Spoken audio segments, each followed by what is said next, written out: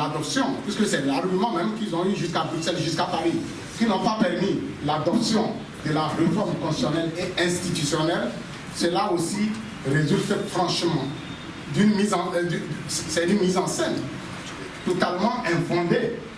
Et il faut bien le dire, il faut bien que les journalistes, lorsqu'ils analysent les choses, qu'ils voient comment les choses se passent avant de... Un journaliste peut prendre position, peu importe, mais il faut d'abord restituer la vérité avant de donner son avis. L'avis là, il est comme ça. Le professeur Oulou a dit sur la rétroactivité ou non, ça c'est un débat de juristes, il peut ne pas avoir un consensus. Et à ce niveau, lorsque le chef de l'État nous a posé le problème, mais nous lui avons dit ce que le professeur dit, il n'était pas avec nous, mais c'est ça qu'on a dit. Nous avons dit, mais entre nous, dans la salle où il nous reçoit, on ne peut pas se mettre à tripatouiller un accord entre nous. D'abord, il faudrait que la réforme passe. Et ensuite, s'il y a un accord que nous devons signer entre partis politiques, nous le signons.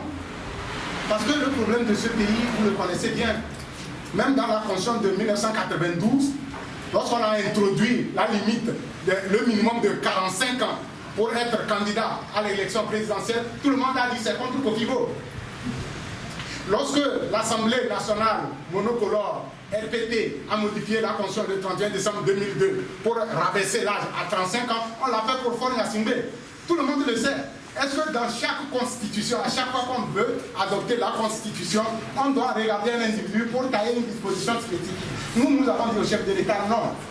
À ce niveau-là, nous laissons, puisqu'il y a une divergence entre nous sur le principe de l'application immédiate ou pas de la loi, nous allons laisser à la Cour constitutionnelle, qui n'est pas pour l'opposition, mais qui prend les positions jusque-là pour le régime, à la Cour constitutionnelle, lors de la validation des candidatures, d'analyser et de dire, au regard des dispositions qui sont là, si telle candidature est recevable ou pas.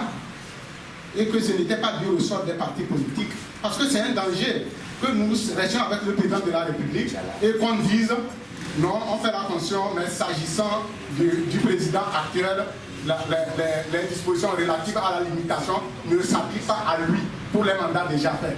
Si on le fait, quelle opinion le peuple togolais va avoir de nous? Je vous parle. Si vous êtes là en tant que Togolais, vous sortez un matin, il y a 3 partis politiques, en tout cas CAP 2015 seulement, qui étaient là-bas, avec le président de la République. Ils prennent cette disposition. Comment allez-vous réagir en tant que Togolais? Est-ce que vous serez d'accord? En tout cas, moi, je ne serai pas d'accord que cela soit ainsi. Merci beaucoup.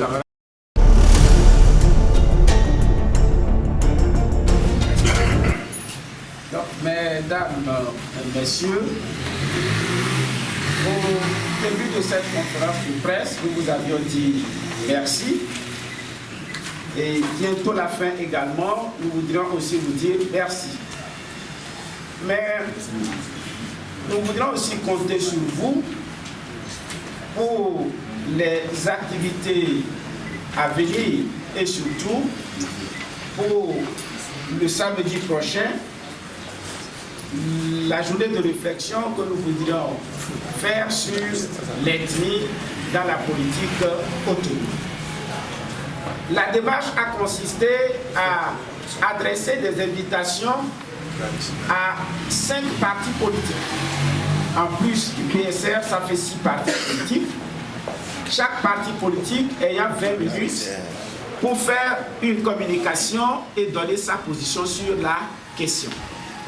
Ce qui nous permettrait ensuite de lancer des débats et d'obtenir différentes contributions. Il ne s'agit donc pas d'un débat réservé au PSR, mais sur une question de très grande importance. Il faut une diversité de points de vue et c'est justement pour cette raison que non seulement les différents partis politiques seront invités, mais également la société civile. Et il n'est pas exclu que les journalistes à titre individuel aussi aient des invitations pour venir apporter leur contribution.